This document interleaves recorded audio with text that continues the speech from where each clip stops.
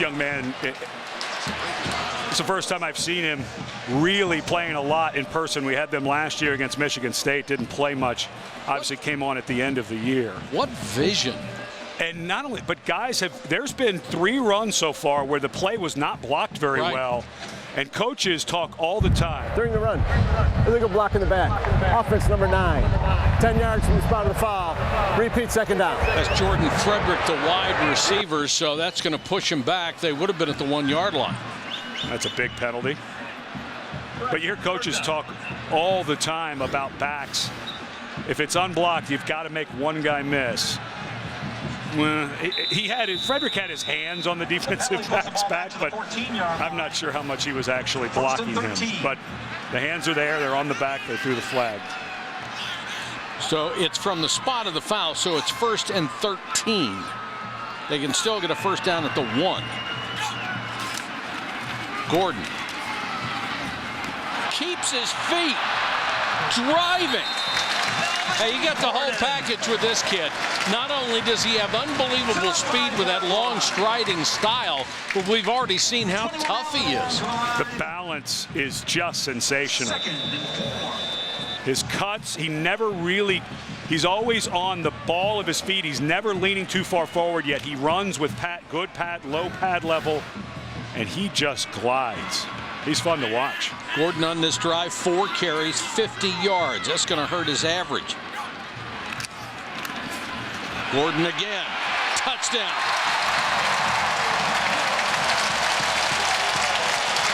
You may be seeing the emergence of something you're going to remember for a long time.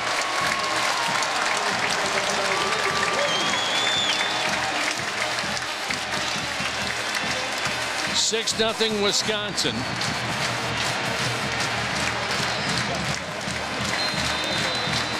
A 95-yard drive that took only 8 plays. Kyle French for the point after.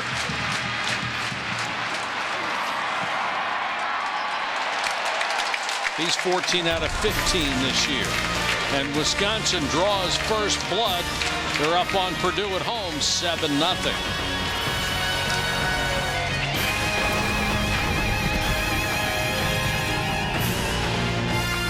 Back at Camp Randall Stadium in Madison, Wisconsin, where the Badgers have taken a 7-0 first quarter lead over Purdue. This guy is, beginning of the season, he had huge numbers, but they played Massachusetts and Tennessee Tech. Played well, had an 80-yard touchdown run against Arizona State, who's pretty good defensively. Now, getting into the Big Ten schedule, you got a back like that. And James White will continue to play quite a bit, but boy, is 25 special. Kyle French kicks it to Akeem Hunt. Lowers his shoulder and takes it out near the 29. Our first chance to check in today with Robert Flores. Robert. Hey, Mike. Time now for a Taco Bell Live Moss moment. Check out what happened moments ago with the Swan. Jeff Driscoll intercepted by Devon Swafford, 62-yard. But to make matters worse for Florida, Driscoll injuring his right foot on crutches. He's in the locker room and out of the game. Tennessee up 7-0 first quarter. Boy, oh boy. Thank you, Robert. Spot the ball at the 22. Hunt the tailback. He'll get a carry. Slips 1 tackle. Got a block. Borland cleans it up at the 30. Here's Janine Edwards. Well, Mike and Badgers defensive coordinator Dave Aranda is going to have to do some shuffling and quick here. Number 97, Brendan Kelly, a guy that they were going to use in a lot of their blitz packages. Their linebacker is right now questionable with a leg injury, as is their cornerback, Peniel Jean. He is also questionable for the rest of the game with a leg injury. Kelly is somebody that they're planning to use a lot today. Janine, they said they thought this would be a breakout game for him with what they had planned. Borland makes another tackle. Dave Aranda came with Gary Anderson from Utah State. Very bright young coach. I had a chance to cover him when he was at Hawaii. One of the guys, one of the thought leaders in how to defend both a power league, which the Big Ten can be, and a spread league, which every league can be, which is going to more 3 down linemen. And Brendan Kelly was a guy that they were hoping to have move around on 2 feet and be a little confusing. So obviously have to scrap that part of the plan. 3rd and 4 here for Rob Henry in the offense. Four-man rush, pretty good protection this time. And Henry throws underneath. Wouldn't have been a first down even if Knopf had been able to come up with it cleanly. Got to stay in your progression there. Really nice pocket by the offensive line. And frankly, it was more about the accuracy of the throw. If the throw is leading the receiver and a little higher, it's easily a first down. So that was more an accuracy issue for Henry than a read. You know, if you look at Rob Henry's numbers, 58% completions coming in. But if you throw a lot of passes to the flat and screen passes, your completion percentage ought to be near 70 and not 58. Abradaris will have a chance to return one. Breaks 2 tackles. Takes it out to the 21-yard line. This week, Saturday Night Football has 2 games for you. You'll see either the 15th-ranked Wolverines against the Huskies or the Longhorns hosting the Wildcats. A lot of drama around that one. Saturday Night Football presented by Windows tonight at 8 Eastern on ABC or ESPN3. Check your local listings for the game airing on ABC and log on to watchespn.com. And the Texas defense has been woeful. They are dead last in plays allowed. 308 yards rushing against them. Manny Diaz was relieved of his duties as defensive coordinator. Greg Robinson. White on the flanker screen picks up about 9. Greg Robinson, who had been the defensive coordinator for a bad year at Michigan, so most people in the Big Ten remember that name during the Rich Rodriguez era at Michigan, and things not getting better at all with a bad loss to Ole Miss for Texas last week. And I really hope they can turn it around for Mack Brown. He's been a great football coach for a long time, a guy I have admired for a long time, ever since I met him in North Carolina. And I just hope they can straighten things out in Texas. It's a long road, Mike. Oh, it's a long road. Yeah, and the changeover in the coaching staff the last 3 years, I think they're dealing with some continuity issues as well. White, the tailback again, this time grabbed early by Bruce Gaston, the left defensive tackle, and he dragged him down. Well, there was no doubt what Wisconsin was going to do on that play.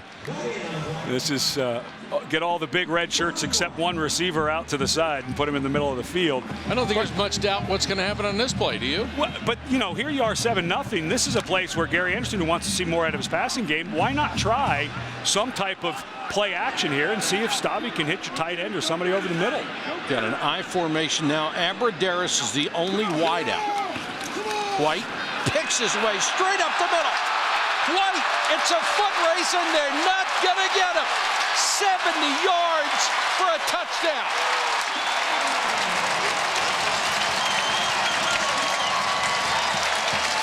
My question, Ed, why throw it if your tailback will take it to the house?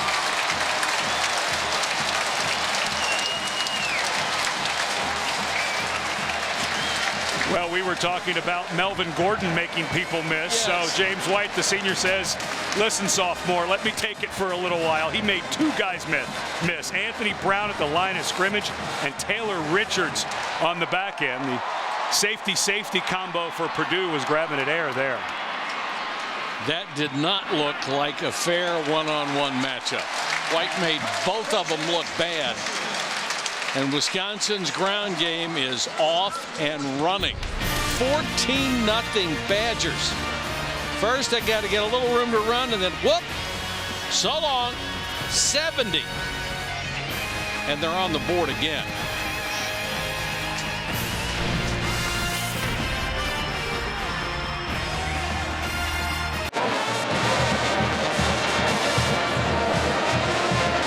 Very happy Wisconsin sideline right now, and why not? 43 seconds to go in the first quarter. You're already up 14-0 in the Big Ten season opener. And these running backs are as good, if not better, than advertised. Yeah, but Gary Anderson took over for Brett Bielema. Let's not forget he was taking over a team that won the conference and played in the Rose Bowl in Wisconsin since Barry Alvarez has been doing it with great running backs. So, and a senior-dominated ball club as well. Akeem Hunt can fly, got a block. Taken out of bounds near the 45-yard line. Undefeated SEC West rivals square off tonight on ESPN. Nick Marshall leads Auburn into Death Valley to face number 6 LSU, led by Zach Mettenberger. College football primetime presented by Hampton Hotels tonight at 7:45 on ESPN, as well as on Watch ESPN. I think that game will be a whole lot closer than people think. We had LSU last year. They got a lot of weaknesses, and I think Gus Malzahn's going to turn into being a great hire at Auburn. Dalen Hawkins is the new tailback, and he'll get a carry. Hawkins, big hole up the middle this time. Guess who made the tackle? Although it was 8 yards down the field, it was Borland. But this offensive line for Purdue, in watching them against Notre Dame in that game last week, I was impressed with how big and physical this group could be. Wisconsin not quite there on their offensive line. I think this is a transition year for the Badgers offensively on that front. The two great runners help, but this group from Purdue played pretty well last week against a good front. Borland already has 5 tackles in this game.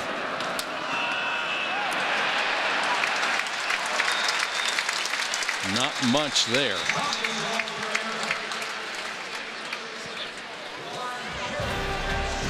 It's the end of the first quarter. ESPN, the home of the 100th Rose Bowl game on New Year's Day.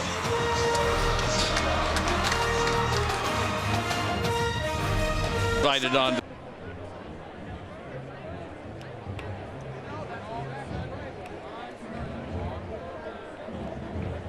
Surprise. Her mom was on the turf at Camp Randall State.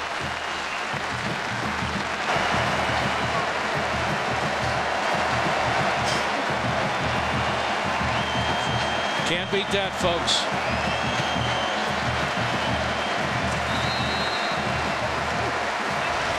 There's another thing going on at that end.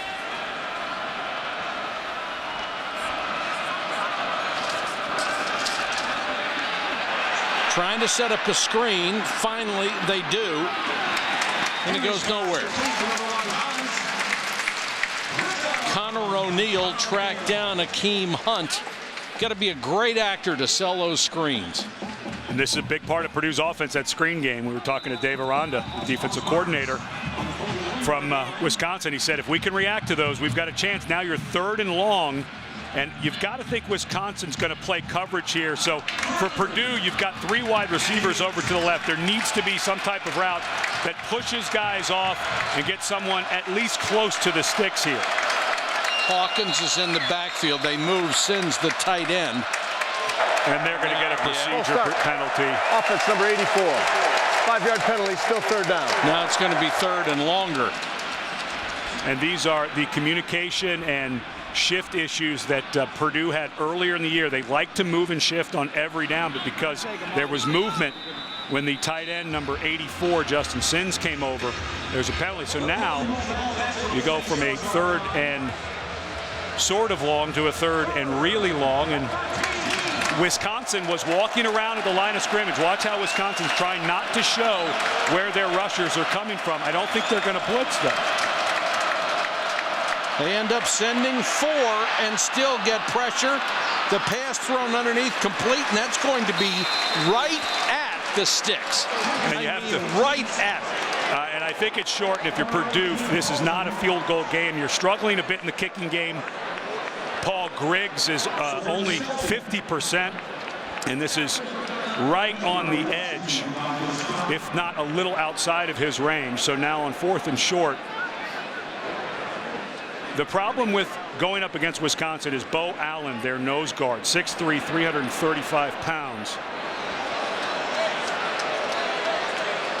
And you also have Ethan Hemer in there at 6'6", 319. If this is 4th and 1 or 4th and short, whatever you do, don't take a lot of time to get back to the line of scrimmage. You don't want to get pushed back. I would assume that you stay conservative here if you're Purdue, but if you're going to run it, make it something straight ahead that develops very quickly. Well, you mentioned Bo Allen. Not only is he that big, he's that good. And if you can play a 3-man line against both spread and conventional offenses, you got a leg up on everybody. And Allen is actually out of the game right now. They've got a rotation going on the defensive line. but you certainly want someone over the center. Robert Kugler, who's the center for Purdue, I think I need a nose guard over him on this 4th and short. Well, Warren Herring, number 45, we've already seen him make a big play in this game. He is the backup nose man. Oh, they're going to leave the middle open of the defense. Dalen Dawkins got the first down. A little shocked that Wisconsin lined up with their defensive tackles over the guards instead of putting someone over the center. Now, this play took a little bit of time to develop, but Purdue was certainly going to that soft spot. Was not great blocking. They didn't get much movement, but because of the alignment of Wisconsin, I think that's why the hole just stayed there. If you're a quarterback and see that space, don't you think quarterbacks instead of handing it off? We used to have an automatic. That looked to me like it could have been an automatic. Just go ahead and run forward for the 5 inches. Play action fake. Tipped and incomplete. Boy, is Connor O'Neill having a nice game or what? He's been all over the field. He's a guy who's playing quite a bit because Derek Landish is out with an ankle injury, or at least questionable for today. And this guy has just been incredibly active. He's rushed off the edge. Here he has good vision, stays right on the running back. Not a wonderful throw by Henry, but O'Neill's having himself a nice ball game.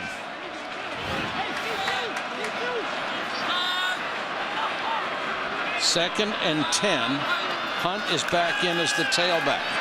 Henry sits in the pocket, throws to Hunt underneath. Hunt uses his speed to get down around the 23-yard line. They need to get to the 22 for another first down. And this is an offense for Purdue where you get the sense Darrell Hazel and his new offensive staff still trying to figure out really what they have. They want to have a power run game. I'm not sure they have the running backs yet to do that, but Akeem Hunt is a guy in space who has plenty of speed. That was really well covered by Ethan Armstrong, the linebacker, and Hunt just outran him. So he sure did. Get him in space, move him around. Maybe not so much between the tackles. 3rd and short.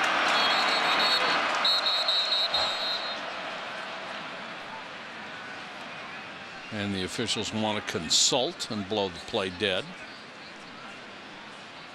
Darrell Hazel had a question, and the head linesman on that side ran to the referee. Purdue would like to challenge the spot on the field. Officials timeout for challenge. Well, now here's the problem. You make that challenge. If you lose it, it's gone for the game. Yeah. And you have 3rd and short here. Plus, you lose the timeout. You don't. If you win the challenge, you get the timeout back. If you lose it, you lose the timeout and the challenge. I'm not sure on 3rd and short here I would be using this challenge. Especially when you've got 2 downs to make a yard. Yeah. There's no way you'd be able to tell from that angle where the ball. And he had the ball in his right arm. So if the stick on the ground there is correct, his left foot goes out of bounds right at the stick. I think they got the spot right. And the Purdue coaches, when they're ups in the booth, they do have the ability to watch on television, and they can tell the head coach, hey, you should challenge this.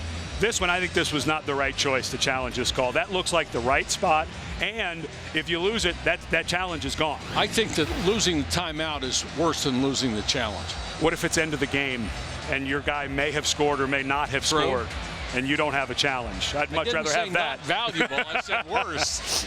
You may be right. After further review, the ruling on the field is confirmed. Purdue has lost the challenge and has been charged a timeout.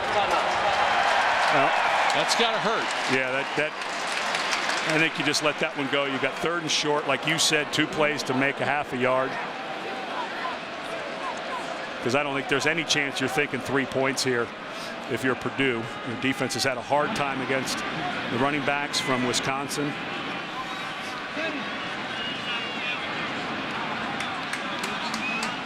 And this is, if you're thinking 4 downs here, talking about the play action, you've got a bunch of bodies packed in. You do have D'Angelo Yancey to the left, the true freshman they really like at wide receiver. Why not take a shot here? Hunt on the toss. It's close.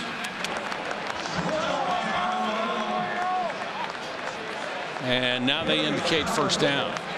Really impressed with this Wisconsin defense. I think as the season goes on, this is a group that lost 3 or 4 starters in the secondary from a year ago, but look at all of the red shirts defeating their blockers. And I know this ends up being a yard run, but you tell me, how many Wisconsin guys won against their white shirts on that play?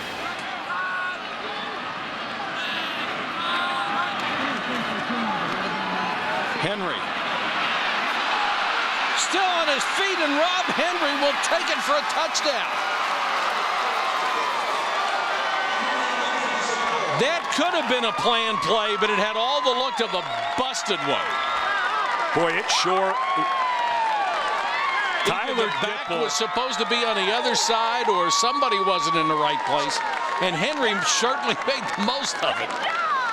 Well, that was a totally busted play, but as it looks, Henry's going over to explain what happened.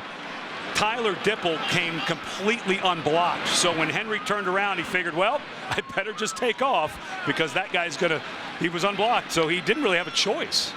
Hey, if you turn a busted play into a 22-yard touchdown, do you have to go explain it? No, I think you should just go get a Gatorade. Coach, I'll talk to you tomorrow. That's right. You're welcome. So Purdue cuts the lead in half with a heads-up play by Rob Henry. 14-7, second quarter. Back to Camp Randall after this.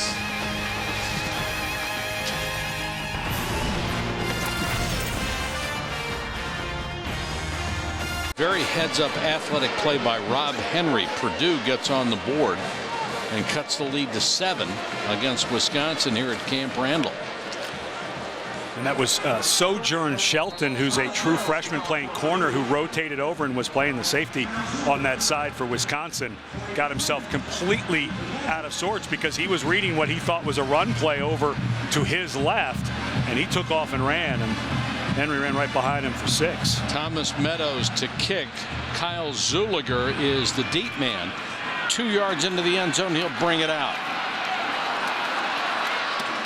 And takes it to the 27-yard line. What happened on the touchdown? No matter what happens, you have to play the play, right? Watch the center blocking one-on-one. That is Robert Kugler going one-on-one against Bo Allen, one of the best nose guards in the league, if not the country.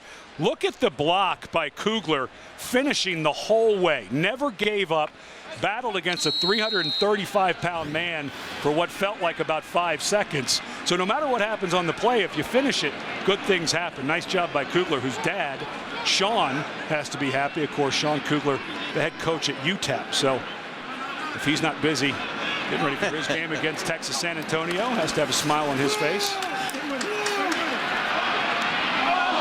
There was contact. Jordan Frederick was open, banged into Taylor Richards. It broke his stride, and the pass is incomplete, and the fans are really on the referees. 2 things: is it catchable, and was it incidental contact?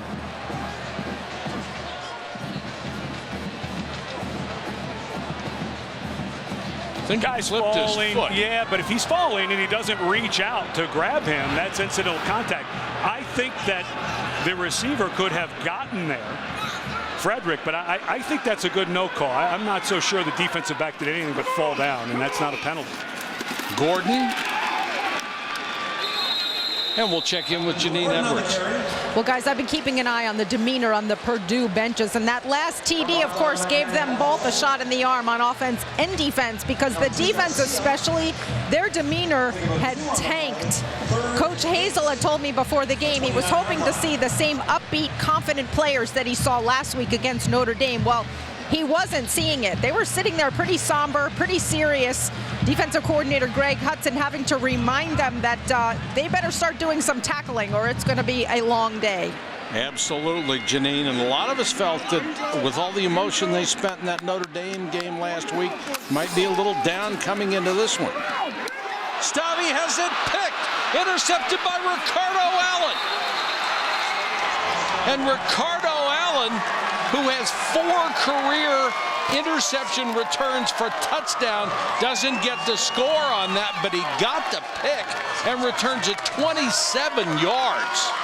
And that was turnaround. And Joel Stavy, the quarterback, his eyes took everyone in the building. It was so obvious that they were trying to set up the tight end out to Brian Wozniak. The receivers ran out, and just a wonderful job by Ricardo Allen in the pre-snap read. Stavy has to see that the corner has help to that side, and you cannot throw that ball late into the inside because that's exactly where the corner is going. That was a bad read and a tough throw, an inaccurate throw that led to that pick. Akeem Hunt, blockers in front. Hunt inside the 5. And if the Purdue sideline wasn't fired up about the last touchdown, they got to be fired up about this turn of events. And Ricardo Allen, a guy who gave up a big touchdown last week against Notre Dame, came into the season talking a big game and admitted that he blew it a little bit against Notre Dame in his technique, but that time played his technique perfectly. It's called a squat corner. Back up and squat. Something is coming your way, and Stavy unfortunately didn't see it, but for Purdue, Allen did. Henry this time in the shotgun. It's a read option. Gives it to Hunt, trying to get outside and can't. Good pursuit by the Wisconsin defense. And Desmond Southward, the strong safety, would not allow him to turn the corner. And this is where a guy, if you are Purdue, you really miss a guy like Gabe Holmes, the big tight end. So now you don't quite have the size you had in here. This is, if you're Wisconsin, you're thinking throw. So don't be surprised for Purdue. Delayed, something draw, something not a throw over to the left. Well, Hunt is their leading receiver. They don't look his way. Instead, over the middle, and Borland had it in his hands.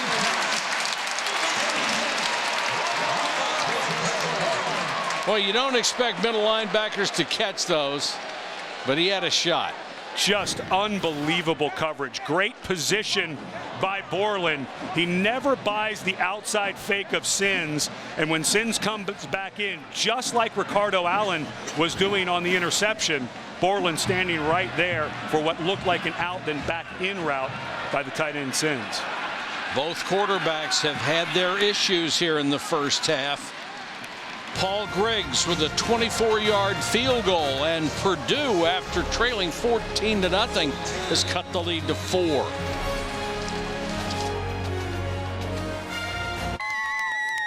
ESPN College Football, brought to you by the new 2014 Jeep Grand Cherokee. And Denny's. Build your own omelet at Denny's. America's Diner is always open.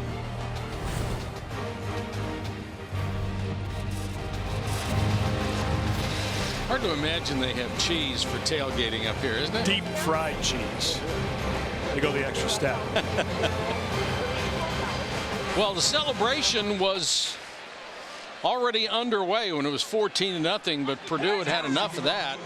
On a busted play, they get a great quarterback run for a touchdown, then a pick results in field goal, and all of a sudden we have a 4-point game. I think Darrell Hazel's message of stay focused will resonate a little better when you start seeing results like they did last week against Notre Dame, hung in that game tough all the way, and now scrapping back in this one.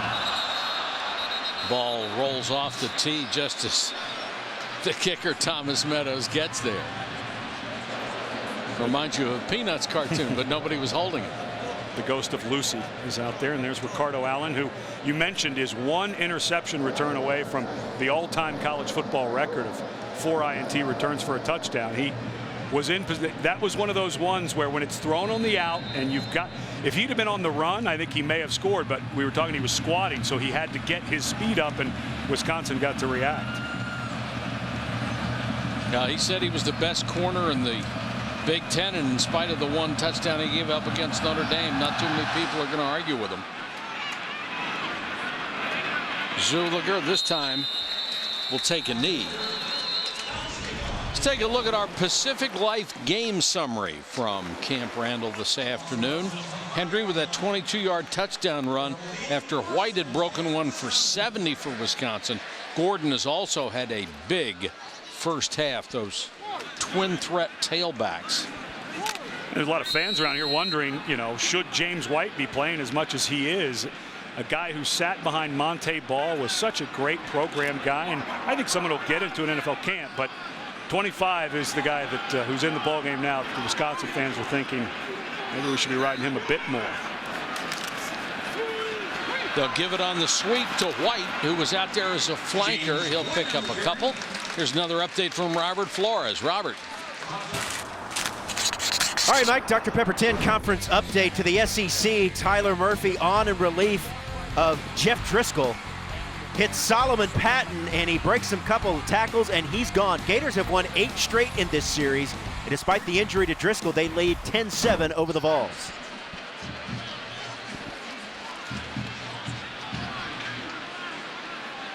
Four-point game here. Wisconsin with the football. White actually thought about transferring when he was stuck behind Monte Ball last year. He's obviously a very talented kid, but said he thought he would stick it out. He has 2,868 yards career rushing coming into this season without a start. Almost 3,000 yards without a start. And he is creeping at 94 yards. He needs 122 to jump into the top 10 rushing all time at Wisconsin. And if you look at some of the names up on the stadium here, including Ron Dane and the just departed Monte Ball, who's looking like a solid pro. Pretty good list. Stavi with the out incomplete. Looked like Frederick should have made that catch. But when you talk about their running backs, White came into this game averaging 99 yards a game. Melvin Gordon was 4th in the country at 159. The other kid we haven't seen is Corey Clement. He's averaging almost 84 yards a game. So 3 tailbacks who are combined for some ridiculous numbers so far. Competition getting a little tougher than it was, though. Massachusetts and Tennessee Tech to start.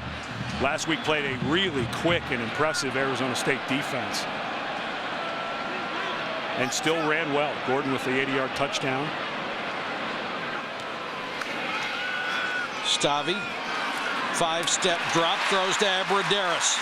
And Abradaris into Purdue territory for a first down, covered by Frankie Williams, but a gain of 21.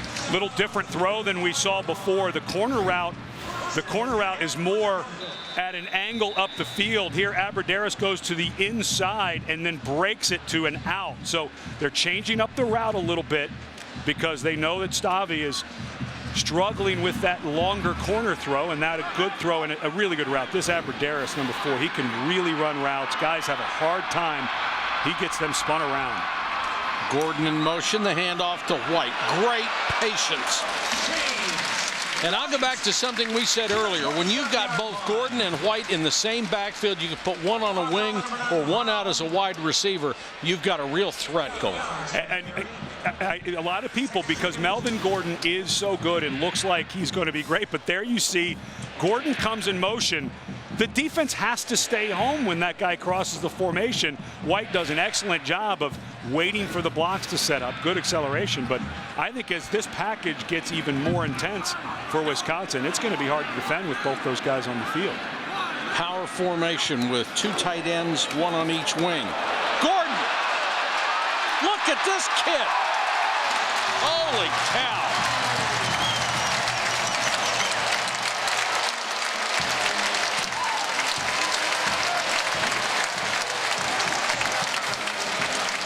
And not great tackling by the Boilermakers either. Kid's pretty good, isn't he? That right side of the offensive line needs to get a little something there. That was pretty good blocking by Rob Havenstein and Kyle Costigan. Gordon, 7 carries, 84 yards, a couple of touchdowns. White, 7 carries, 101 yards. That's in the first half, and we got 7:13 to go in the quarter. They're not close to being done, and they're up 21-10 in the conference opener.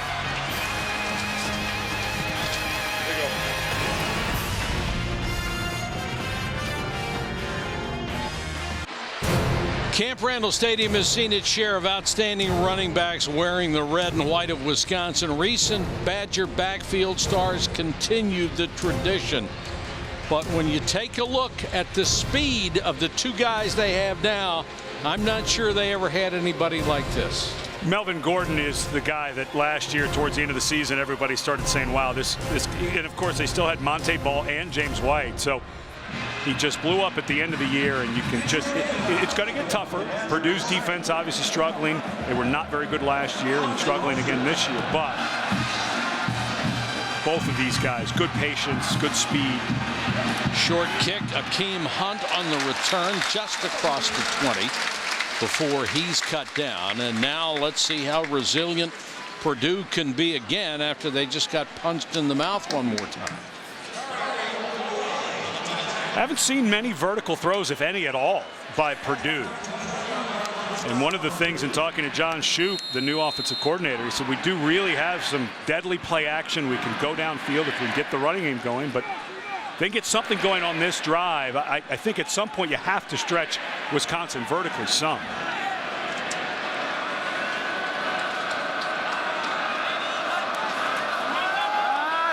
Short set, the pass underneath, again badly thrown. Justin Sins, the tight end, is wide open, and Henry on a very short pass missed him by 6 feet.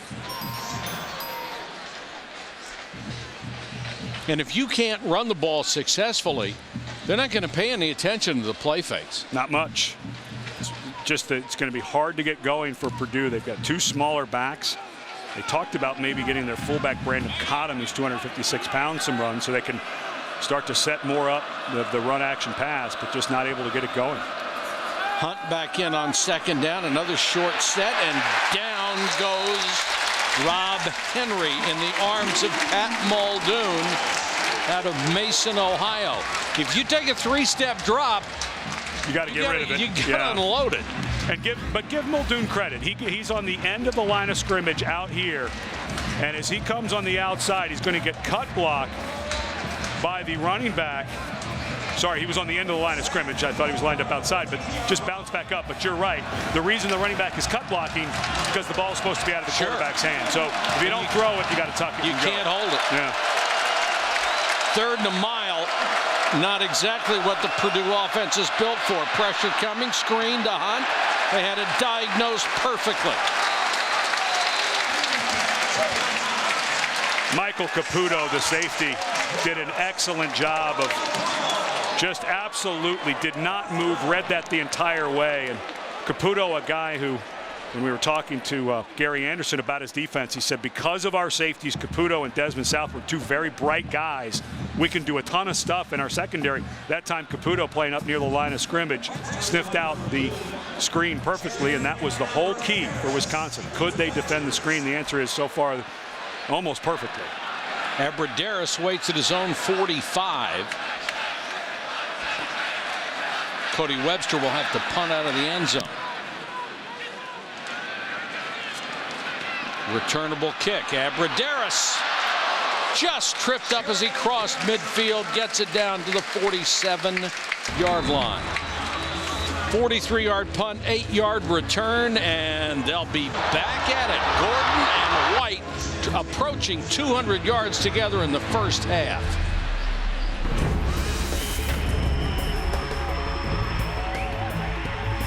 Wisconsin with 5:27 to go in the first half of play. The Badgers have the ball back. They'll start at the Boilermaker 47-yard line. It's a big down for Purdue defensively. Darrell Hazel, the new coach, trying to change the mindset. They didn't get anything going on offense after giving up another touchdown. Stavi under pressure, got rid of it. Abradaris wide open. Greg Latta had a shot at the quarterback, couldn't drag him down. Here's Janine.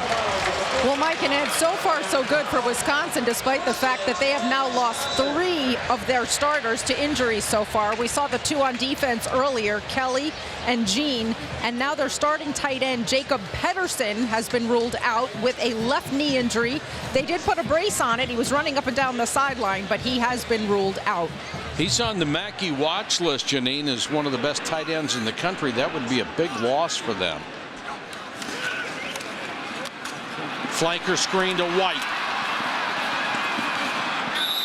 Boy, good solid tackle by Normando Harris, who saved a bigger gain. Now for today's Aflac trivia question, which Wisconsin quarterback started 5 games as the backup for Fran Tarkenton and Joe Kapp for the Minnesota Vikings 1963 to 1967? And I bet you don't get it. And you can't play along because you actually came up with the whole question follow-up, so you're disqualified. No, I'm ineligible. Gordon. Even when he runs into a stone wall, he manages to pick up a couple of yards. Big down here, 3rd and short. You've got to think Wisconsin, unless they pick up 2 or more yards, are likely to kick the field goal with Kyle French. So for Purdue, there's no way that you're thinking Wisconsin, and that's a look at defensive coordinator Greg Hudson. There's no way he's thinking this is a throw. So he's going to have an extra guy or 2 with all the bodies. It's not hard to get around the line of scrimmage. Gordon out of the eye. Not going to get there. And for Gary Anderson, they have not felt comfortable with Kyle French, their kicker. As a matter of fact, last week in that end of the game against Arizona State, they had 3rd and 4 on the 20, and they were throwing the ball instead of running it to shorten the game. And so not surprised that they are deciding to go for it here. And this, you've got to think it's just another run, but maybe the play action comes off it. Abradaris is the only wide receiver. Gordon lowers his shoulder and moves the pile. First down at the 19. Derek Watt, JJ's younger brother, was the lead blocker on that play and created some space for him. And Watt's been battling a hamstring injury, and this is exactly what you want. If you're going to run the ball on 4th and short, you have to have a fullback who can play with some power. Oh, good block. Yeah, he's getting a little help there because the linebacker was being blocked a little bit by Costigan, the right guard, but that one feels good when you get the run over block on 4th and short for the fullback. Gordon back in the game. He goes in motion. Stave, and will be taken down. Let's check in with Robert Flores as Will Lucas made the tackle. All right, Mike, let's check in on Michigan State and Notre Dame. Irish have a 3-0 lead until Connor Cook to McGarrett Kings Jr. Spartans up 7-3 on the Irish in South Bend, 2nd quarter. Mike. All right, thank you, Robert. Here, time becoming a factor. We're down to 1:59 and counting. Wisconsin driving again.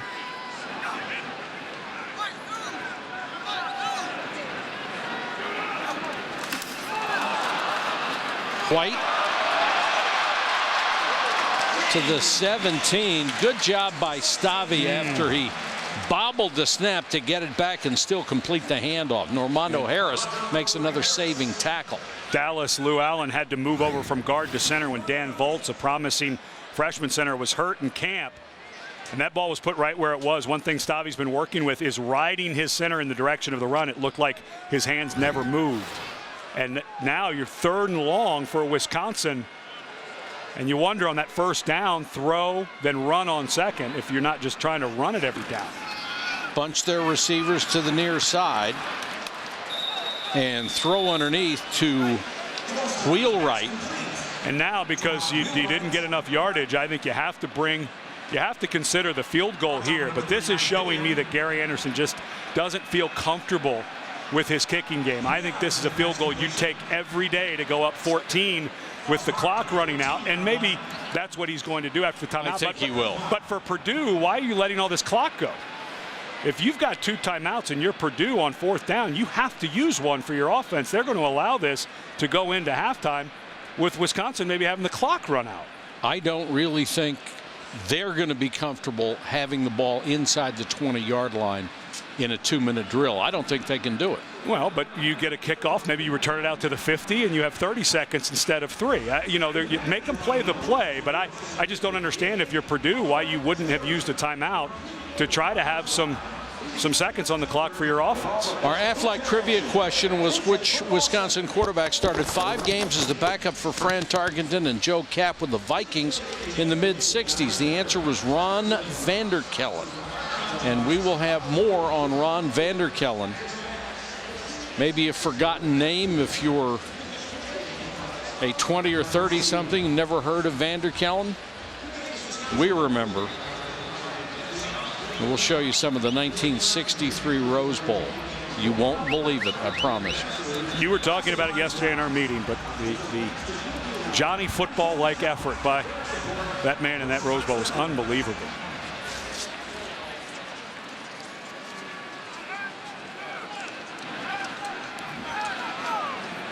This will be a 32-yard field goal try by Kyle French.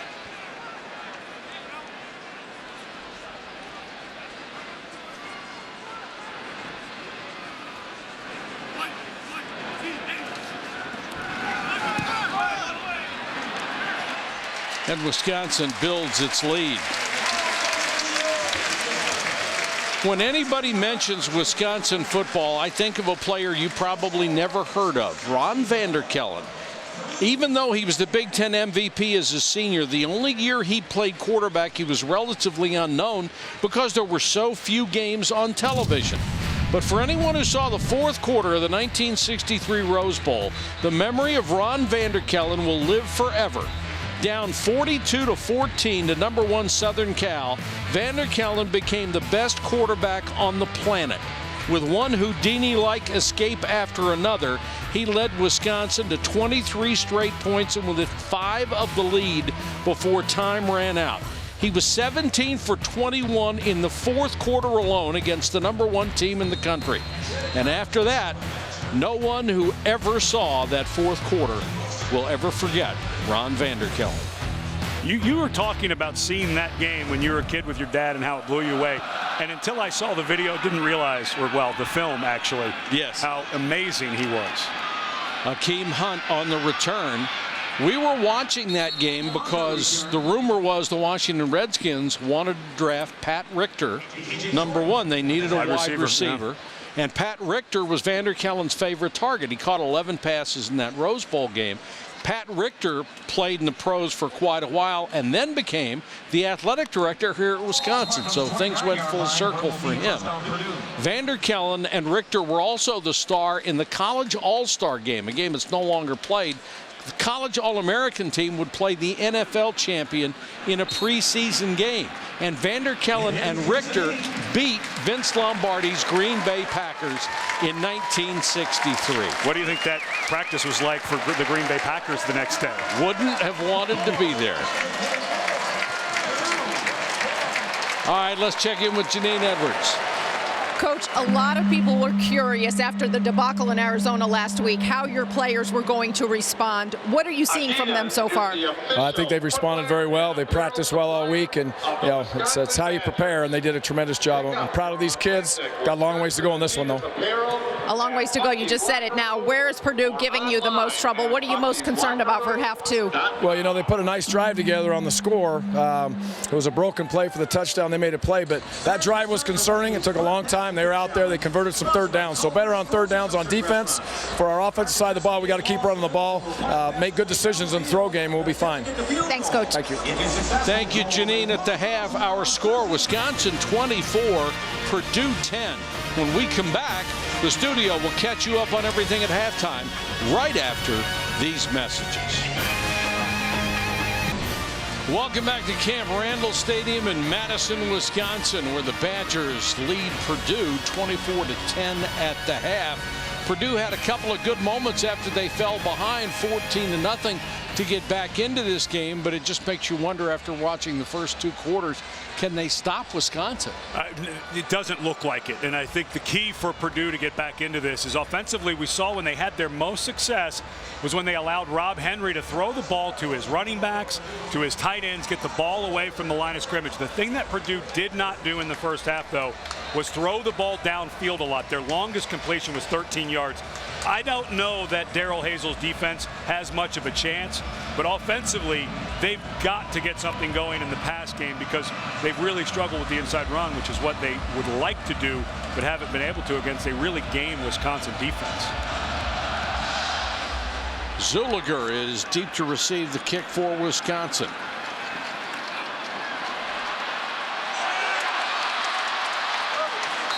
Takes it out across the 30-yard line for a return of 27. Here's our Pacific Life game summary. The scary part as Wisconsin gets into Big Ten play is everybody knew that Wisconsin had two good running backs in James White and Melvin Gordon. Melvin Gordon approaching greatness, but what they didn't know was that Wisconsin was going to have both those guys on the field at the same time as often they do. But defensively, Wisconsin has played really well. This is a good group. Chris Borland, one of the best linebackers in the country. The secondary that lost 3 starters last year, playing really well as well. Gordon starts the second half at tailback. You know, he's 6'1", 207. He hasn't gone backwards after being hit once. Everything, his pad level is great. I can't see anything that you can criticize about this young man. Power, balance, speed, and then White, a guy who we've seen, he made 2 safeties miss on 1 play. So it's not like number 20 is much of a drop off from 25. Just very, very difficult to bring down. He crosses midfield to the Purdue 48-yard line. The only guy that I have seen this year that I would say is in this league of type runners, Todd Gurley at Georgia. Gurley maybe just a little bit bigger than Gordon, but they are both very similar. Longer strides, faster than you think, but everything is moving forward, and it's those little baby steps, just those one little step cuts that are so subtle that make the great backs that good.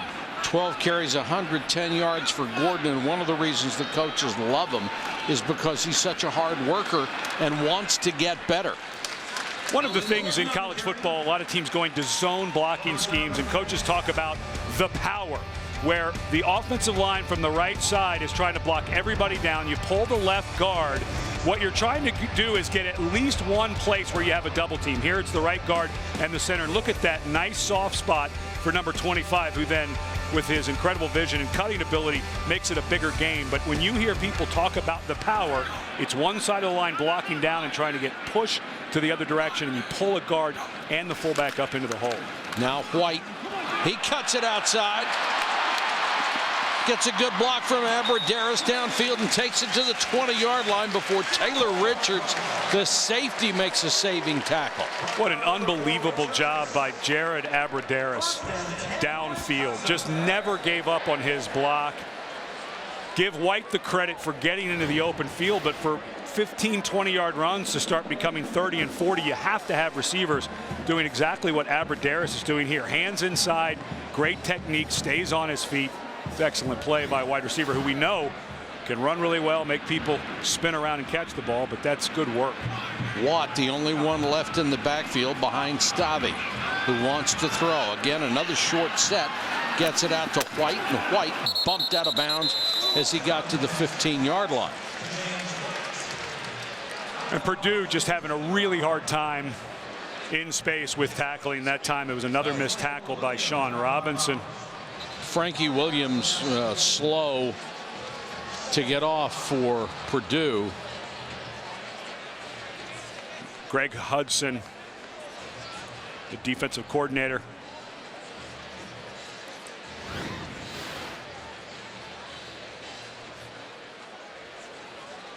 Well, it looks like the left shoulder, not a targeting there. Yeah. You look at that and you think, well, did he go in? Did he lead? Did he target to the head and neck area? Not at all, but I think that was the shoulder that took the brunt of the hit there for Frankie Williams. But this is a defense, and when we talk to Greg Hudson, the defensive coordinator, they just feel like they are a little bit away. But as you watch this defense, which struggled mightily last year, I still think they've got quite a bit of work to do.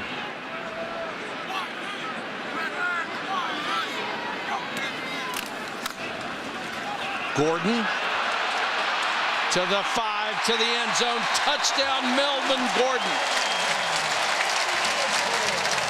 The variety of plays that they have run, the variety of formations, and the results that they keep getting from this running game are impressive. And here's what I'll say, and it's a little bit nitpicky at this point because we're so used to Wisconsin's offensive line being so dominant. How many guys have we seen Gordon White have to make miss at the line of scrimmage? That's right. And so as Wisconsin starts getting into league play, which, oh, by the way, they go to Ohio State next week. That's league play. Yeah, I'm not so sure that these runs are going to be like this against Ohio State. So not completely clean up front for Wisconsin, that's for sure. Well, Ohio State certainly hopes not. There's a flag on the extra point. Let's check this out.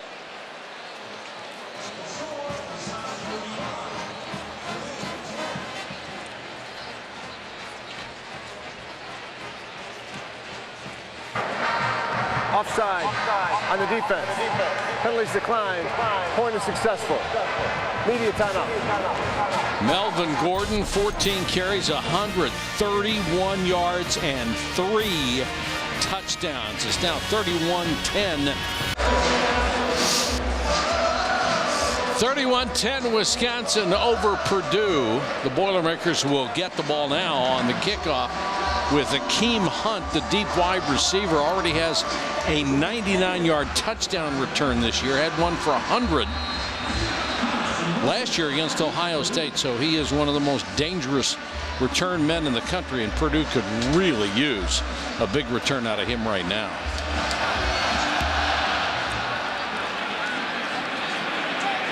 Six yards deep in the end zone. He'll take a knee instead, and we check in with Janine. Well, Mike, at halftime, one of the things Darrell Hazel told me that he found as a bright spot in their first half play was quarterback Rob Henry. He said he's showing some poise, he's been managing the game well, and he's been spreading the ball around. And that's one thing they've been working on him with. Offensive coordinator John Shoup used a great analogy with Henry the other day. He said, I reminded him that John Stockton will be in the Hall of Fame in part because of Karl Malone. He said he wants 10 guys touching the ball, hopefully 10 guys touching the ball in the end zone. Well, Janine, he's hit 7 different receivers in the first half of this game. The problem is he has completed 9 passes for only 58 yards. And if you're just going to nibble at the edges, you're really not going to get a whole lot out of it unless you have a dominant running game, which they do not. And if I was Rob Henry, I'd say to John Shoup, where's my Karl Malone?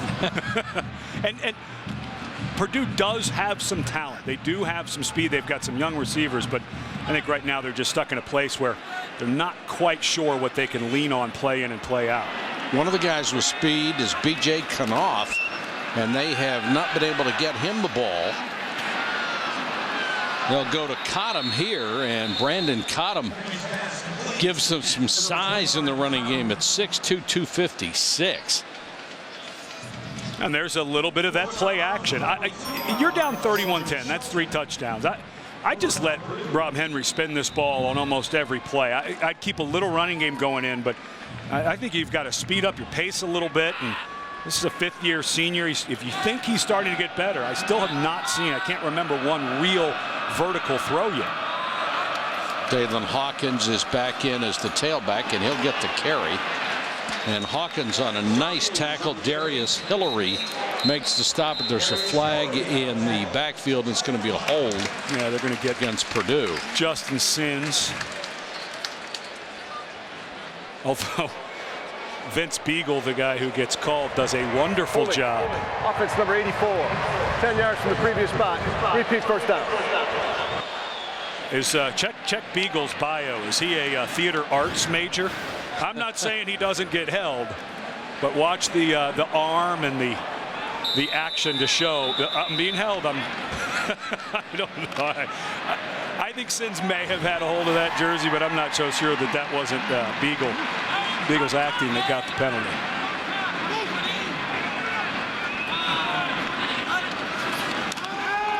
Hunt short set, tipped up in the air and incomplete. I sort of resent that last remark, though, Ed, because I was a speech and drama major, and even though we could act, we didn't really try to break the rules, okay? Yeah, it's only breaking the rules if you get called for it. I think it was holding. Beagle was being, when the hand gets away, when the offensive hand gets away and the ball's going the other way and the defense's movement is inhibited as it was. So I'm not saying it was the wrong call, but I'm just saying the extra action may have helped. Hemer got credit for the block on the last play. There's another busted play. One of the things that was a just disaster for Purdue in the first ball game against Cincinnati was communication. They had as many as 15 complete miscommunications on offense.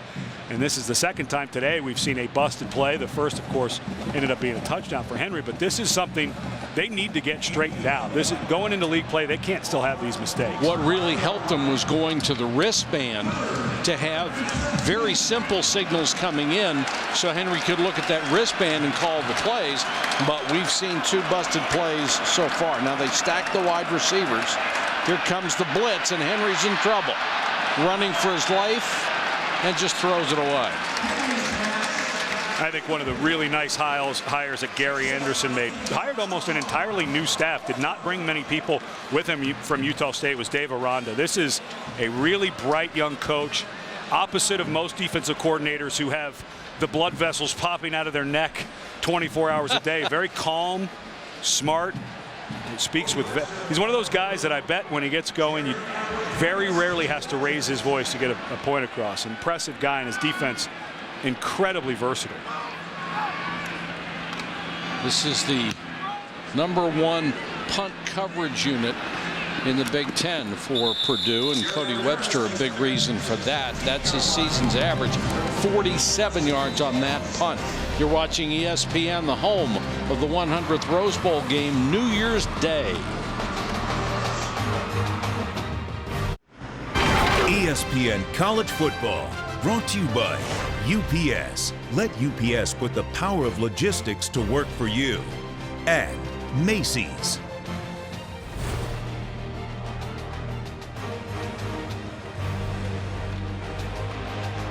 There's a great hockey tradition at Wisconsin, but it begins a new chapter this year. The Badgers, the preseason favorite in the inaugural season of Big Ten hockey.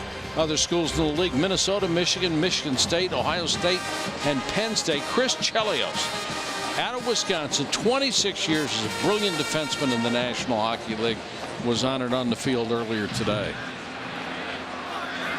Are you playing the NHL for 26 years? The way those guys take a beating. The word that comes to mind, you remember the 24/7 series where they followed the Pittsburgh Penguins and the Washington Capitals? Grit. It's the only thing I can think of for hockey players. They just, you know, it's funny though, we were at Oregon the last couple of weeks, you mentioned, and dealing with Nick Aliotti, the defensive coordinator there, who has to defend so many plays because of the hurry up. Right. He now calls playing defense against the hurry up like hockey, where they make line changes. Literally, they get 4 or 5 guys ready, they run them on and off the field. It's the only way they can do it.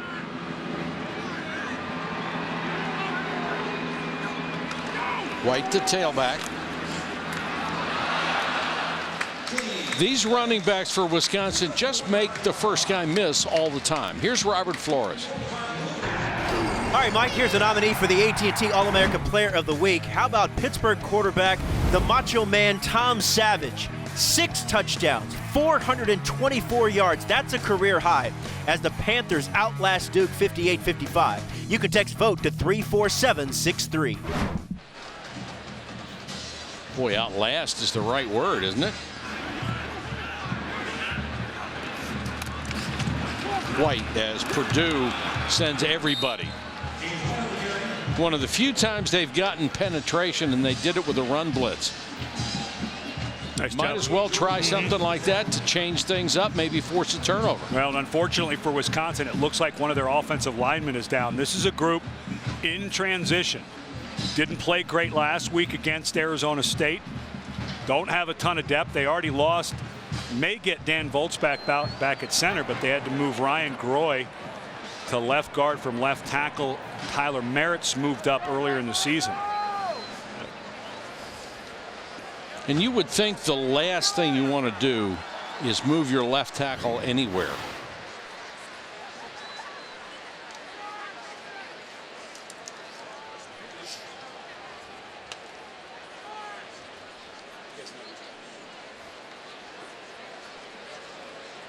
I got rolled up on. Yeah, that happens all the time. That's Dallas Lou Allen. So the question becomes very difficult. We've already had a center snap exchange, so looks like, well, they won't have to decide because they get to punt, but for Wisconsin, they'll have to figure out, because Dan Volz, from what I understand, may still have that hamstring injury. I think he would be available in emergencies, and this might qualify. Most teams don't have 3 centers that they like to use, for sure.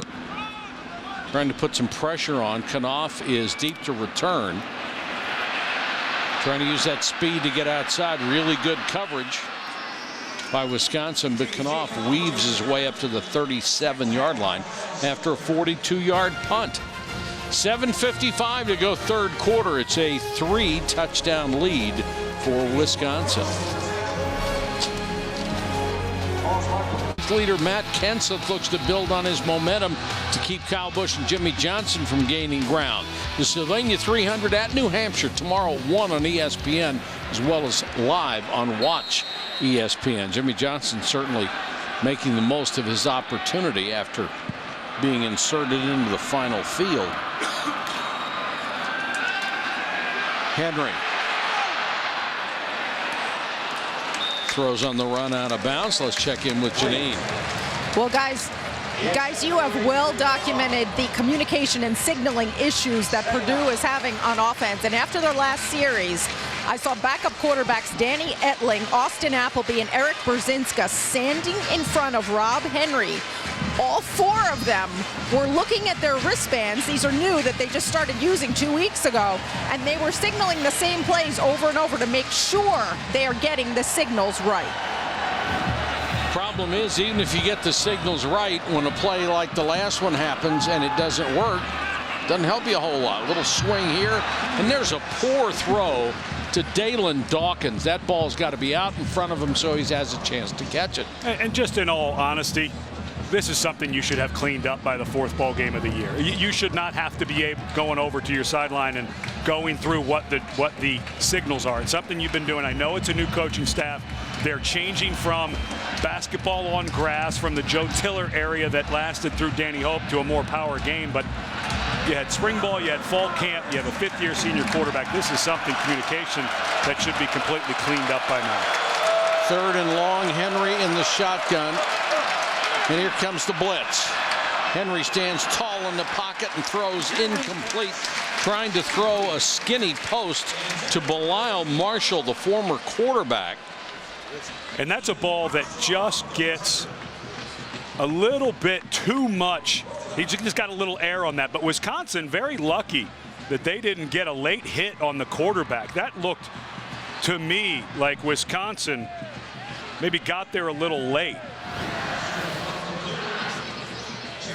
Boy, they're really lucky that Ethan Armstrong, he didn't drive him to the ground, and that was slow motion, so it probably was a good no call, but Ethan Armstrong lucky to go over the sideline on 4th down instead of a 1st down because of a penalty.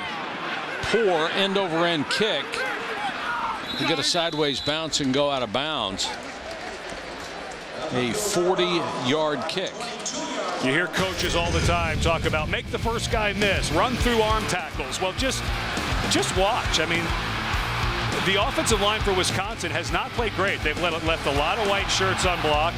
But this guy, when he gets moving, he has that ability to, when someone's facing him up, make enough of a move to get to a half a man instead of running into the full man. And the defenders, because of his power and speed, when he gets to their edge, they become turnstiles. It's really impressive. No doubt that we're looking at something special here from Melvin Gordon, the 6'1 sophomore. Big hole this time, horse collared, and takes it out to the 29-yard line. It's amazing when you think about how good Melvin Gordon is to keep James White on the sideline. I think James White's a guy who may end up at least in an NFL camp, and I think fighting, depending on how good he is on special teams, potentially making a team next year. And here's a guy, Melvin Gordon, who, and you give James White all the credit in the world. He's just been a good guy. He's worked hard. You talked about him wanting to potentially transfer, but he'll get his touches in his senior year. Stavi, play action, and wasn't even close to Robert Wheelwright. Either Wheelwright ran the wrong route or Stavi just totally missed him. And Stavi this is the part of the game. If Wisconsin is going to challenge Ohio State next week, they have to get better in the throw game. the run game obviously is what it is. It has been that way for a long time in Wisconsin. But right now, this offense under Andy Ludwig and new head coach Gary Anderson, I'm not sure the throw game's good enough for them to beat Ohio State next week. Purdue comes with a blitz. Stavi throws underneath to Abradaris.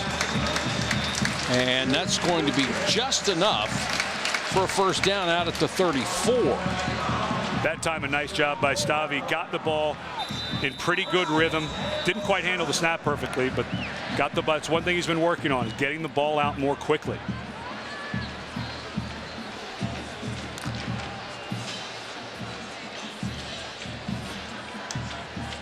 White checks back in.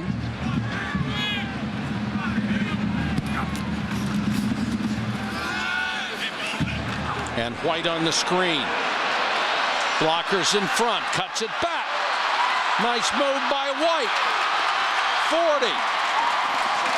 Shifts the ball to his right arm, and the stiff arm gets him down to the 31. That's a gain of 35. Watch the left guard, Ryan Groy, finish. You hear the term, finish the play, finish the play. Well, watch Groy, the left tackle, left guard, who never gives up on his block on Sean Robinson. Robinson, the linebacker, saw that it was a screen, came up to defend the screen, and Groy did a fantastic job of finishing the block. And Purdue has a player down. And if the Boilermakers are going to get better this year, they have to clean up their erratic tackling. They have not done a good job. I know you're playing against two guys who are really good running backs, but when you have a clear shot at somebody, you get your hands on them, you have to at least slow them down. Yeah, it seems to me that the Purdue players haven't gotten to the place quite yet where they're comfortable enough, and that's unfortunately for the Badgers. Ricardo Allen, that's a guy who they cannot lose. He had an ankle sprain against Cincinnati. He already has an interception in this game. He's their best player. Their best player on defense. So what a bummer for the Boilermakers if Allen is out. But in talking to the coaches, they're trying to make such a positive spin out of their difficulties on defense. But the truth is, right now, when they come up to make the tackle, they look like their bodies are out of position. They're not on balance on their feet. They're not in that kind of upright position ready to make the tackle. They're leaning forward. They just haven't quite gotten to the place where when they're there to make the tackle, and don't take away how good Gordon and White are, but you're right, that's got to get cleaned up. First down, White is offset this time to the left of Stavi. To carry again. Pounds it down to the 26. Here's Robert Flores. Hey, check this out. What's going on at the LA Coliseum? Utah State even with USC. Chucky Keaton to Travis Reynolds. They're tied at 14 in the third. If Lane Kiffin loses this game, they might just rip his headphones off mid-game.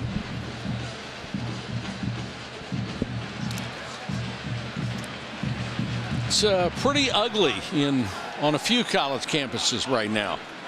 It's not ugly at Utah State. No, it's Gary not. Anderson came to Wisconsin and left in pretty good shape. Gordon fighting for extra yards down to near the 17-yard line. Anthony Brown just hanging on. Give credit. You yes, sir. Do not let go, but grab an ankle and wait for help. I think Gordon gets out of bed and makes a plant to his right and a plant to his left and then dives into the bathroom. It's so natural to him. Did he come up a little gimpy on that? It doesn't look like but that looked a little funny as he was coming off. White back in on first down.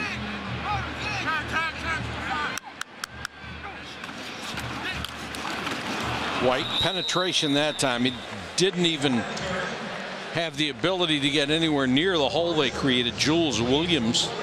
And as this offense gets going, you have got to assume that Andy Ludwig will eventually start giving the quarterback a little more control. That one clearly was a blow-up play. The Purdue Boilermakers, a nice call again by Greg Hudson, bringing a run blitz, but they had way too many defenders coming from the side that they were trying to run that zone read.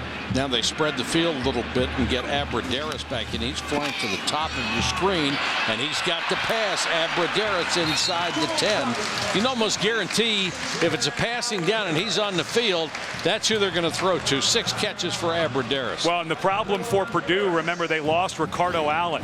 So the backup comes in on defense, and that's number 2, Andy James Garcia, who's out there on the coverage. Excuse me, that's Ricardo Allen back in there. Excuse me, Harris. Normando Harris, who goes in there for Ricardo Allen, and he has to give a huge cushion.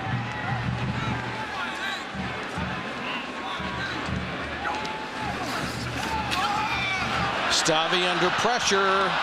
Couldn't get it to Abradaris as he had a defender hanging all over him. It'll bring up a 3rd and 2. I really think 4th and 2, excuse me. I think that Greg Hudson, the defensive coordinator for Purdue, has called a really wonderful second half. He just felt like we weren't getting anything done. He's starting to bring blitzes from all 3 levels, or excuse me, the 2 levels behind the linebackers and the defensive backs, and that's the only way Purdue has been able to get any stops is with those blitz calls. Field goal try from Kyle French. Knocks it through, and Wisconsin has increased the ante to 34-10 over the Boilermakers. Late 3rd quarter from Wisconsin.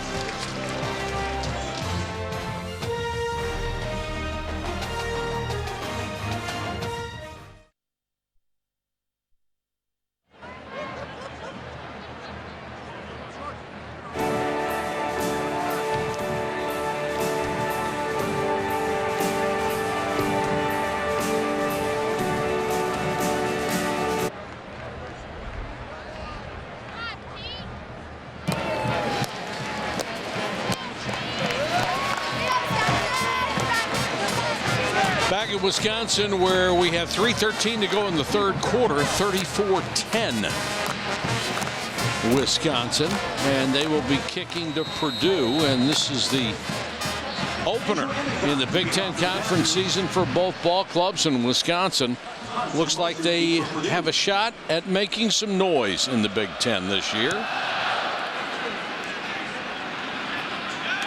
Akeem Hunt with great speed. Stop shy of the 25. They are widely regarded as football's first family. Don't miss as we revisit the upbringing of the Manning brothers with never-before-seen footage and stories from their beginnings in New Orleans all the way to their ascent into NFL superstardom. SEC Story, The Book of Manning, Tuesday at 8 on ESPN, as well as live on Watch ESPN. And it's been my pleasure throughout the years to be able to spend some time with them at various Pro Bowls. Couldn't be a nicer bunch of people on earth, and what a great family they are.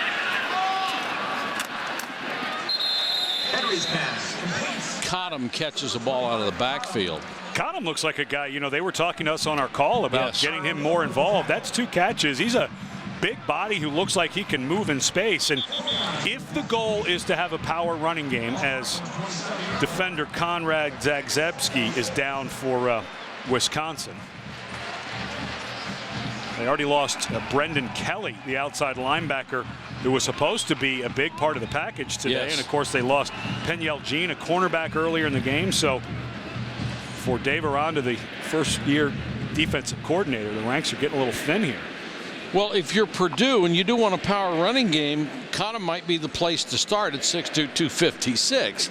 You know, the thing, if you're going to build a power running game, which is the absolute goal of what Darrell Hazel wants to do. He went and hired John Shoup, who spent a dozen years in the NFL, several as an offensive coordinator. Yes. If that's what Darrell Hazel wants, the challenge is going to be for them in the modern era. The most success Purdue has had was with Joe Tiller in basketball on grass. It was the opposite of the power run game. And so the coach, when Coach Hazel came in, he said, I want that power run game. The issue is that's not quite the personnel they have. So going through some growing pains. And the question I would have is, going forward, can Purdue attract enough offensive linemen, big power backs, big tight ends and H-backs to move around and build an offense that's really good in the power run game? And I think that's going to, I think it's a little bit of an uphill climb. Darrell, a veteran assistant at a lot of schools, almost had a sack, but instead they've got a completion to Sins as Darius Hillary had a shot at quarterback Rob Henry and missed him. But Hazel enjoyed great success coaching under Jim Tressel at Ohio State. And the fans wanting to see if that ball was caught. It looked like it may have caught. I'm really surprised that they're not reviewing this. Yeah, there you go. I don't think that was a catch. This is a good replay crew. They haven't been caught on anything. The ruling on the field was a completed catch. Wisconsin coach would like to challenge the ruling on that play. Timeout. Yeah, I'm not so sure it's too bad to use the challenge here for Wisconsin with the game in hand, because this could be a drive going into the fourth quarter. That ball clearly hits the ground. So,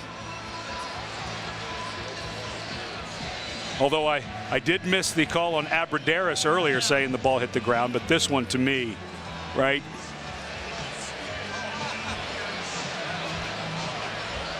Yeah, he traps it on the ground right there. Looked like it. Mm-hmm.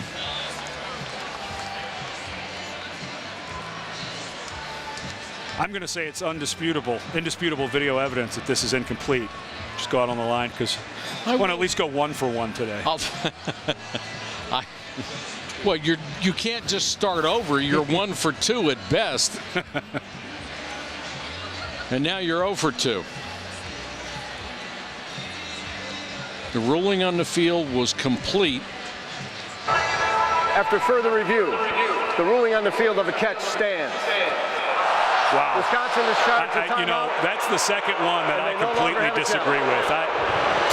That ball hit the ground. I thought the catch Abradaris made in the first half hit the ground when he was going out of bounds. So I disagree with them. Now, they didn't say they confirm it, so they're saying there's not enough video evidence. That ball clearly hits the ground and, to me, clearly moves up towards the receiver. The ground helped make this catch. So, but I guess I'll be 0 for 2 on these plays today. Well, by rule, the ball can hit the ground if the receiver has control of it, and it doesn't help him make the catch. Yeah, I would think so. Yeah. Good clarification, though. Boy, Henry misfires again. And I'm not so sure that throw, the one thing that Henry does, he fires the ball, and that's a young receiver in B.J. Knopf. As he turned, the sun is coming right at that angle. Really, the only spot on the field that has sun is right where Knopf was running that route. And Henry threw that ball so early and so hard, I think that the sun got in Knopf's eyes and he wasn't able to make the catch. That's exactly the direction right there that B.J. Knopf would have been looking. So they'll have to kick it away. Cody Webster.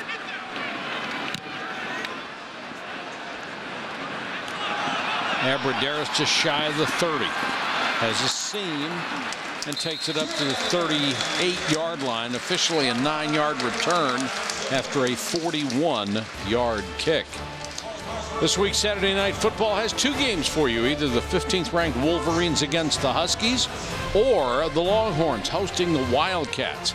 Saturday Night Football presented by Windows tonight at 8 Eastern on ABC or ESPN3. Check local listings for the game airing on ABC. Log on to watchespn.com for access to the game on ESPN3.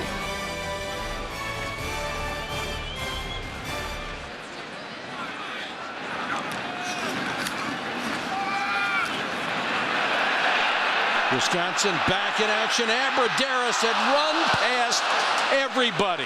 All Stavi had to do on that one was just throw it up in the air. You could see right away. Yeah, he missed it. And this is the thing that Andy Ludwig has been working, the new offensive coordinator and quarterback coach. The long throw, and this was a corner route that then Abradaris turned up to go upfield and wide open. You just can't miss this. Blown coverage.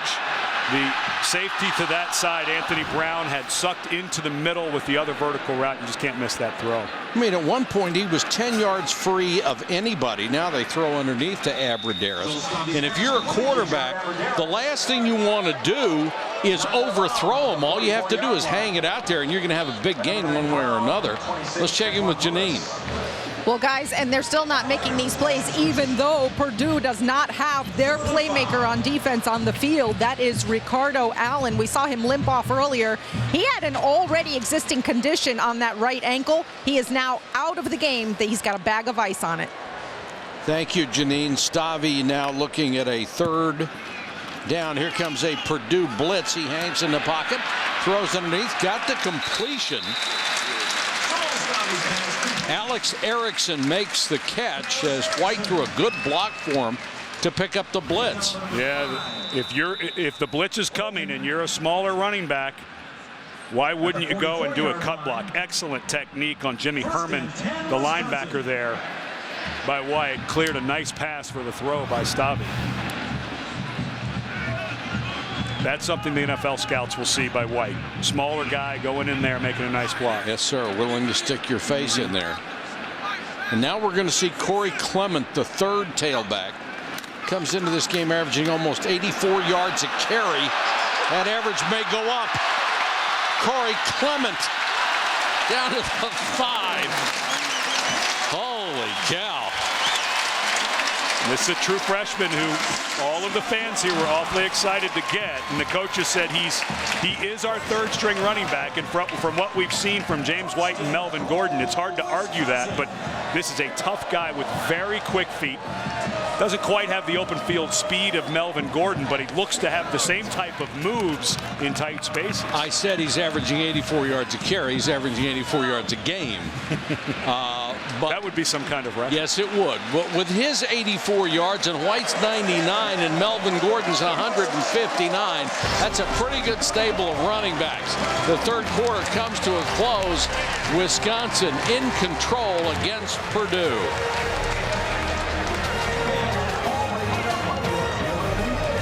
They are pumped up in Madison, Wisconsin at Camp Randall Stadium as we go to the fourth quarter. 34-10 Wisconsin. A good reason to jump around.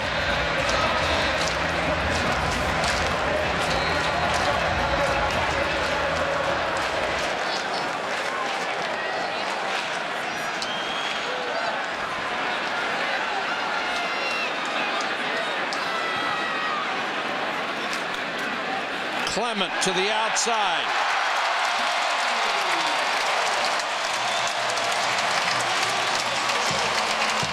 White, Gordon, and Clement, the three-headed monster for the Badgers ground game.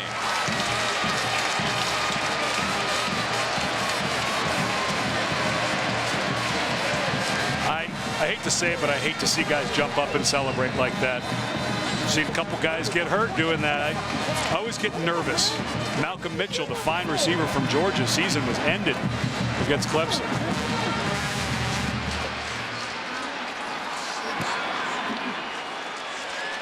.41-10 as Kyle French adds the extra point. 14:56 to go from Camp Randall, and it's all Wisconsin.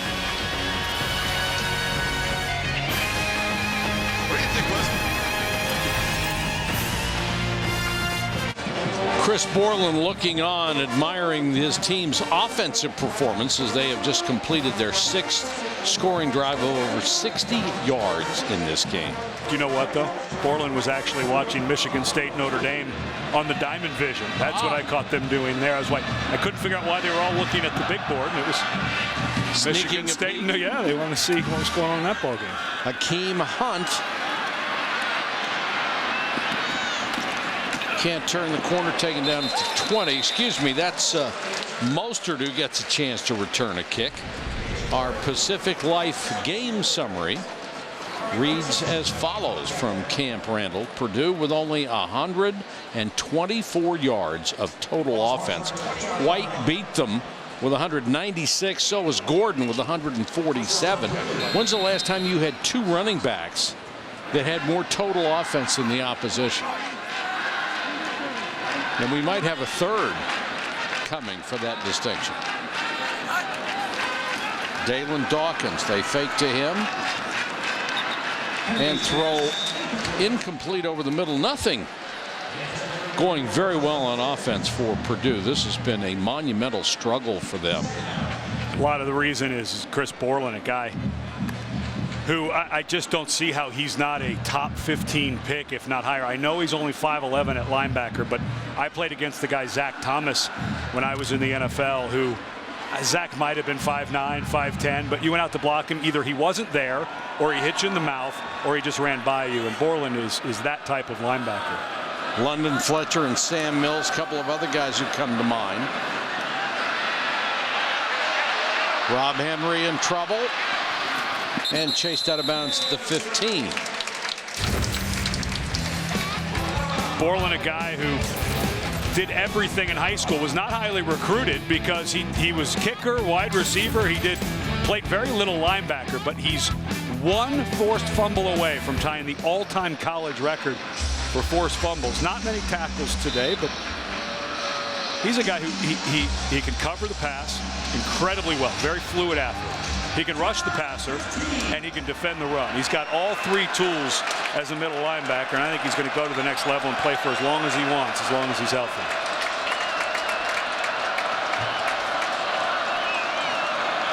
Three-man rush. Henry still under pressure. Wants a screen and throws it away.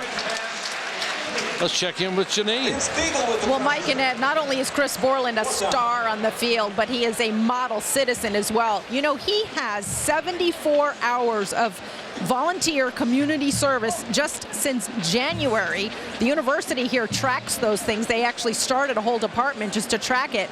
He volunteers his time at hospitals, visiting children. Defensive coordinator Dave Aranda said he showed up at my daughter's school the other day. He said he makes me feel like a bad person.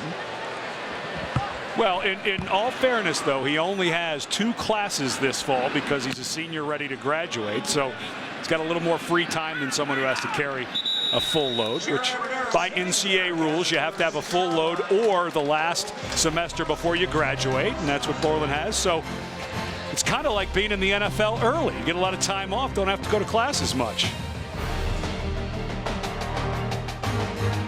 ESPN College Football is presented by the makers of 5-Hour Energy. Take it after lunch. Be clear and alert for hours. And in part by Hyundai. New thinking, new possibilities.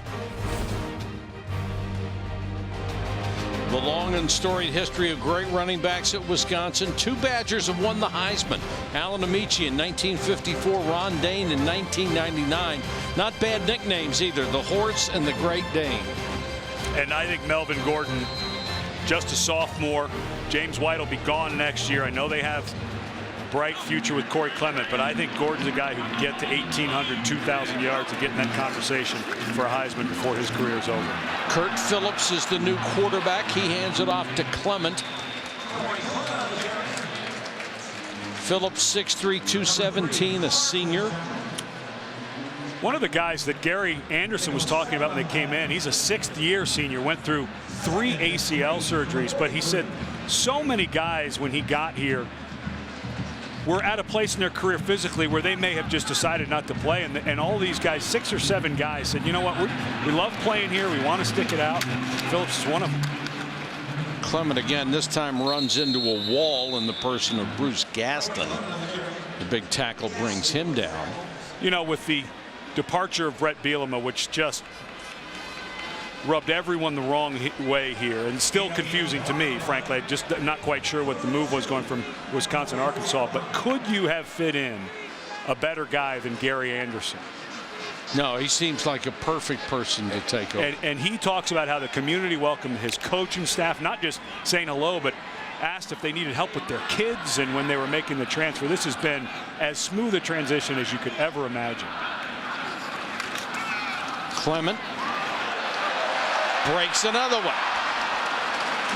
Clement down to the Purdue 40-yard line before Taylor Richards, the leading tackler on this ball club, makes the stop.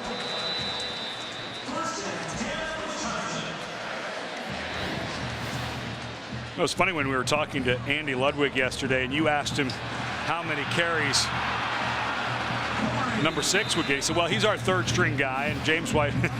And now you start to see why some of the fans, we take a look at Andy Ludwig, some of the fans around here said, let's see if this true freshman, let's see what he has. I'm starting to wonder who the 4th guy is. He's probably pretty good. He can transfer and start for a lot of people. White's back in there. He'll get a carry as Clement gets a breather.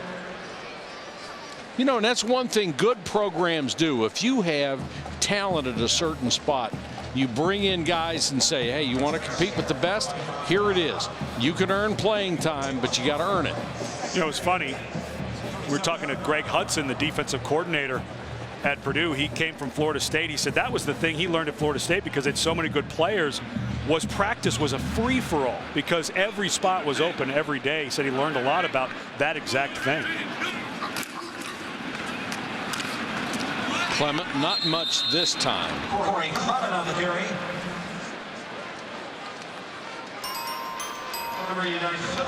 Jelani Phillips was in on the stop.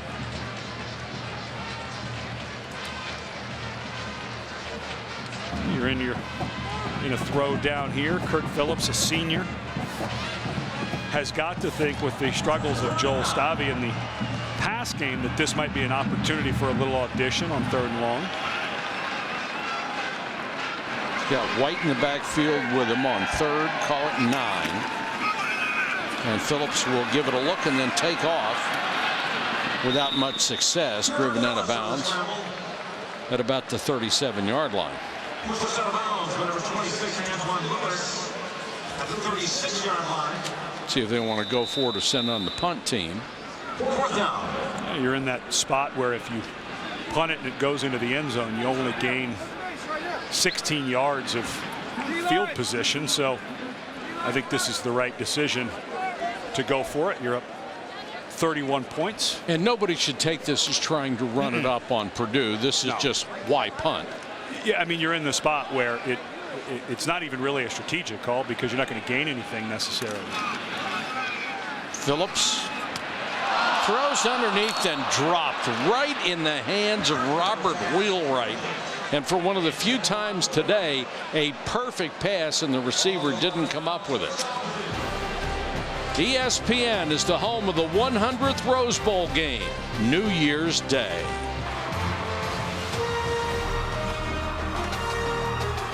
Undefeated SEC West rivals will square off tonight on ESPN as Nick Marshall leads Auburn into Death Valley to face number 6 LSU.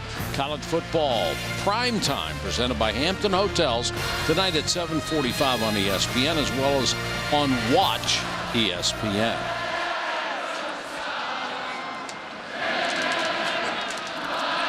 Purdue takes over at its own 36-yard line.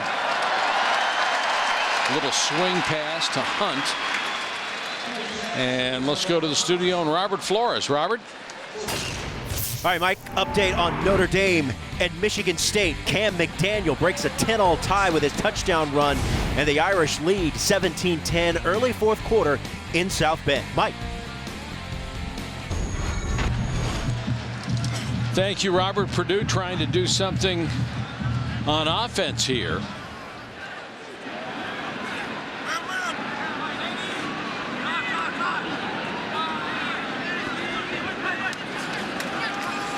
Henry straight back to throw. Underneath, and this one's complete to Gary Bush. He makes his first catch of the day, and Bush is down to the 34-yard line. Leo Musso takes him out of bounds, a gain of 19 yards. And for Purdue, I think to get something going offensively as the season gets going, they're just going to have throws like this. They have shown very little interest in throwing the ball down the field. I just don't remember seeing a lot of vertical routes at all. I'm assuming they have them as part of their package, but if they're going to be a power run game, those intermediate throws have to be accurate and get them to guys while there's still some space and cushion in the zone. Henry on a little half roll to his left. Throws back incomplete. We check in with Janine.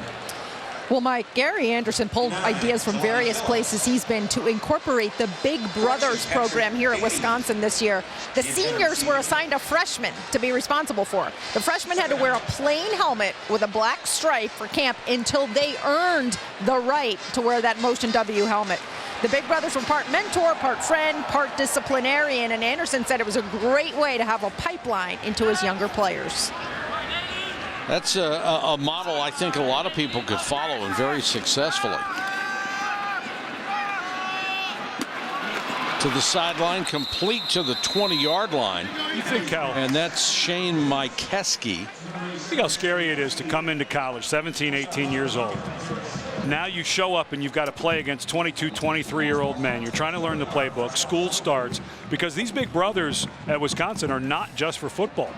They're in charge of these young men for academics, making sure they know where to go to class and everything. I would have given anything my freshman year to have an older guy who actually cared and took the time to help me figure out the system. Would have saved me a few months of lumps out of practice at least. Henry gives it off to Hunt, trying to take it to the outside. Can he turn the corner? He does. Knocked out of bounds. They're going to mark it just around the 5. Sojourn Shelton makes the tackle. But remember back to when you were in college, that's a lot of pressure on the big brother. Not only is he now responsible for his own actions, he's responsible for somebody else's. But isn't that what you're supposed to do as you get older? Get used to that responsibility, get used to looking out for others. I think what Gary Anderson is doing, just getting to know him as a person, football is important, but this guy takes things off the field. It's more about getting better as a human. And Charge timeout, Wisconsin. And that was the thing that the older guys didn't realize. Well, wait a minute. So if they're late to a meeting, I'm in trouble? And the answer is yes, you are. Wisconsin uses a timeout, up by 31.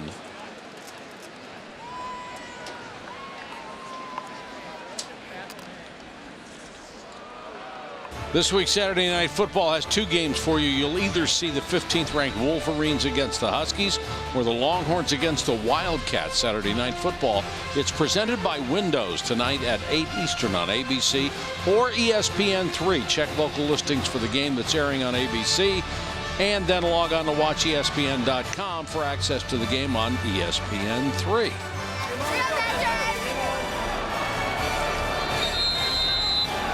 For Purdue, this is trying to put a little salve on the wound. Henry under pressure, throws underneath. Flag is down at the 2. Henry's pass complete.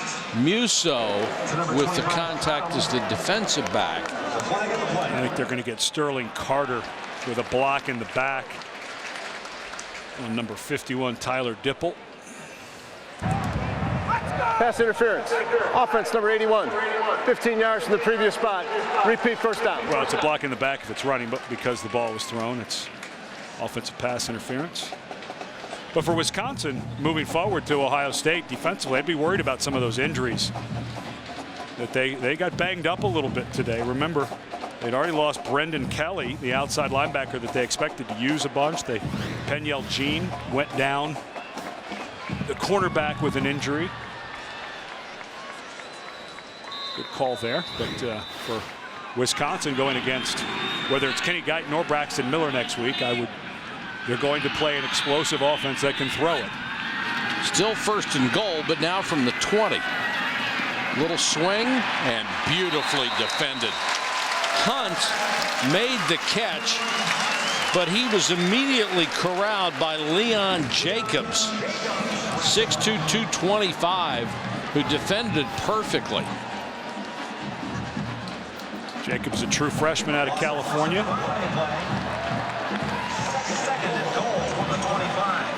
I wonder if his big brother taught him how to cover that swing pass. In the Big Brother program here at Wisconsin. Well, somebody taught him something, because that was great. 4-man rush, quick throw, complete to the tight end Carter. And Carter carrying tacklers with him down to the 10. This is actually really important time for Purdue. It is, isn't it? It is. They just have struggled mightily on offense. They can't find a thing that's getting going for them. And to have this many reps down in the red zone, game out of hand, this is an important set of downs as Purdue goes forward and tries to keep a positive mindset. 9 different receivers for Rob Henry, but he's only thrown for 134 yards all day long. Now he looks to the sidelines and has to use the timeout. It looked like another communications problem with getting the play in from the sideline.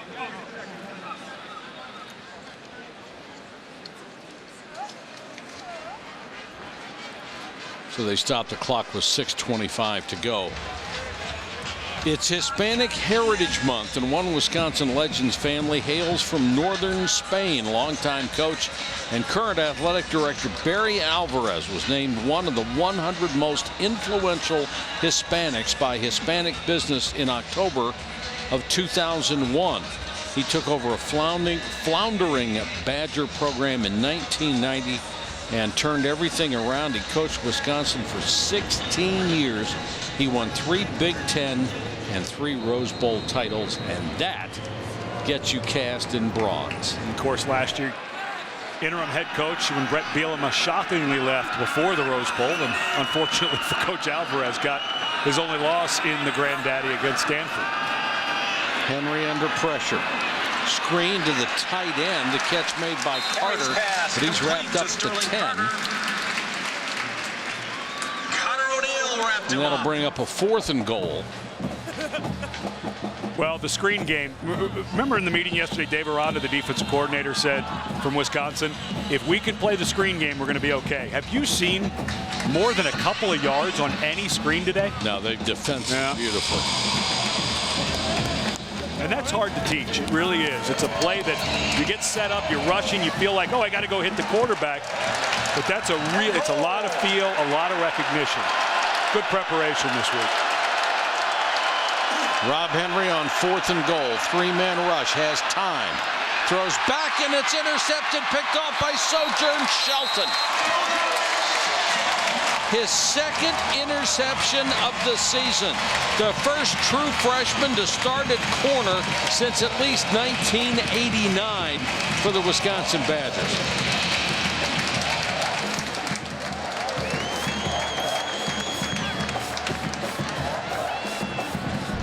Well, Shelton, a young man, true freshman, who read the quarterback the entire way, cut underneath of this. Looks a little bit like Ricardo Allen from Purdue. Shelton with a nice defensive play that denied Purdue a score as he picked one off at the goal line. And Wisconsin will start from its own 10.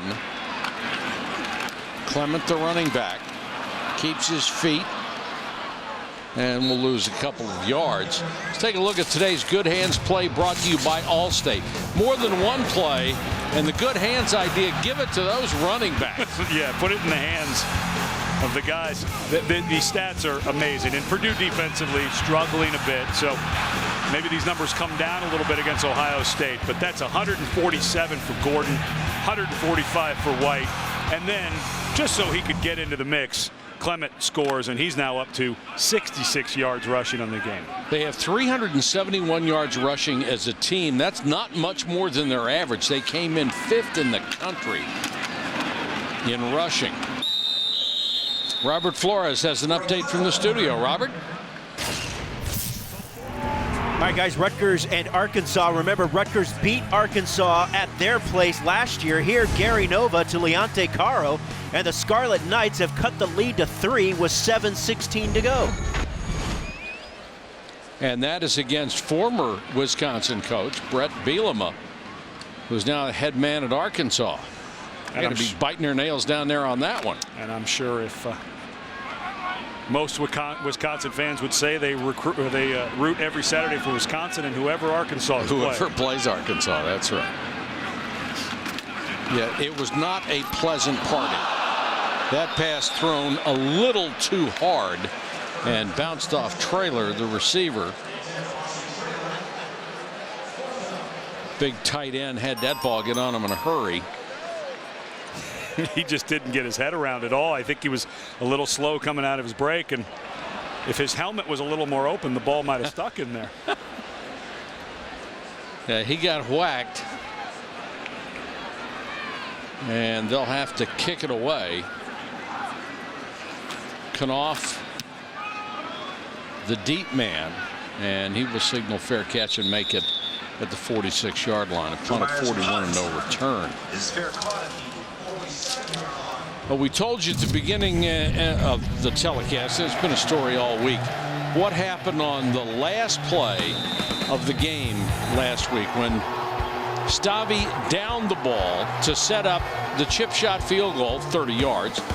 from the middle of the field, but the officials let the clock continue to run. The umpire is supposed to get over the ball and make it ready for play. Somebody else could have done that. They could have blown the whistle and stopped it. But as it turned out, with 13 seconds to go, they never got another play. They got an official apology from the Pac-12.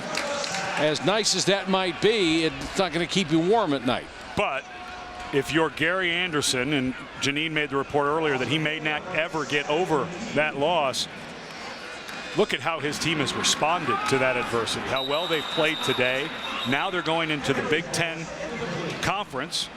The leaders division may be decided next week in Columbus between Wisconsin and Ohio State. So if you're going to lose one like that, this is the rebound you want and expect, and you get a little momentum out of what could have been a terrible situation at Arizona State. Now you can turn it into a positive. I find it refreshing that he said he may never get over it. Because I know if I was in his position, I'd never get over it. It was so confusing for everybody, because the truth is the umpire should have set the ball immediately, and it just took entirely too long. And that's what the Pac-12 said, that the game was not managed at the end properly with the urgency that they expect. Rob Henry under pressure and just throws it away on the run. We check in with Janine. Well, guys, and in the wake of what happened last week, it seems everybody is taking a good, hard look at their procedures for an end-of-game scenario like that. Now, the Badgers would practice every single Thursday, taking a knee, spiking the ball, set up a late field goal. They changed their procedures this week. They told me they've tweaked a few things because they want it to be crystal clear when the play is over and the ball should be spotted. And our referee today, John O'Neill, told me that in their officials meeting last night, they went over those procedures as well. He said, we took a long, hard look at end-of-game procedures. We went through what everybody should be doing, and he said that the referees on the field need to do a really good job of getting people off the ball, getting the ball spotted, and getting the next play started. You know, Janine, one thing we need to point out about that, even though they are changing their procedure slightly to make it a little more clear, they did nothing wrong. Absolutely nothing wrong. Wisconsin downed the ball. They did it to center the ball in the middle of the field goal, to set up a field goal. It was not their fault. And they should have had plenty of time to spike the ball, get their field goal unit out there, but the Pac-12 issued the apology this week saying, we didn't do our job, we didn't spot the ball. And I think the hard part for everyone involved for Wisconsin was there really was no explanation at the end of the game. Now, in talking to officials, which I try to do every week when there's something that happens, I call some officials I know. There are rules in place where a referee can stop the clock because he doesn't feel it's equitable. He feels any official can stop the clock, and every official I talked to said when the Arizona State player wouldn't get off the ball, they should have stopped the clock. It clearly was not a fumble. A whistle had blown and just poorly administered. Somebody should have blown a whistle. Didn't have to be the referee, didn't have to be the umpire, but somebody needed to take charge. You would normally want the referee to do it, but he didn't. And very little solace to Wisconsin, but there is a chance when egregious errors happen at the end of the game where the officials can get together and say, hey, wait a minute, we should have spotted that ball. They can put time back on the clock, but that's not what those officials decided to do. Boy, what a decision that would have been. Yeah. But I give Wisconsin tons of credit. They did exactly what they should have done, but they realized, you know what, you still have to be flexible and pliable with what you're doing, and let's look at everything, because this is a situation. Not only had Wisconsin practiced it a ton, they actually had an example from a game last year where the exact same thing happened, and they showed it to their players repeatedly during camp. Well, they said this week, don't let the loss to Arizona State beat us twice, which I thought was a great line, and they didn't do it. They came out, they were focused against Purdue. Now they can reset their sights going to Ohio State. Never easy to play in Columbus, never easy to play against that ball club, but they have the running game to make Ohio State pay attention. If they can find something other than Abradaris in the passing game, and Stavi can get himself settled down a little bit, hit some of those long throws, they have the running backs to do it. And I think defensively, Wisconsin's better defensively maybe than I thought they were coming into this game. And I think it's going to be a tough road in Columbus, but with the way this running game is going, anything can happen. But Abbrederis is a guy who they're gonna need some help for him in the passing game. Can't totally rely on him, or otherwise defenses are going to start just rolling the coverage to his side every single time. You would think anybody that plays Wisconsin is pretty early in the game is going to have 8 guys in the box. Yep. To try to stop that, which means Abbrederis, who has found a way to get open ever since he began his career here as a walk-on, would find some space, but Joel Stavi's going to have to get it to him, and he did not show very well this afternoon.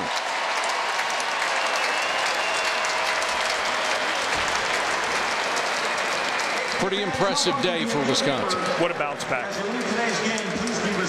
After what happened last week, to be as focused as they were, play as hard as they did, with a huge transition. What a nice job Gary Anderson has done.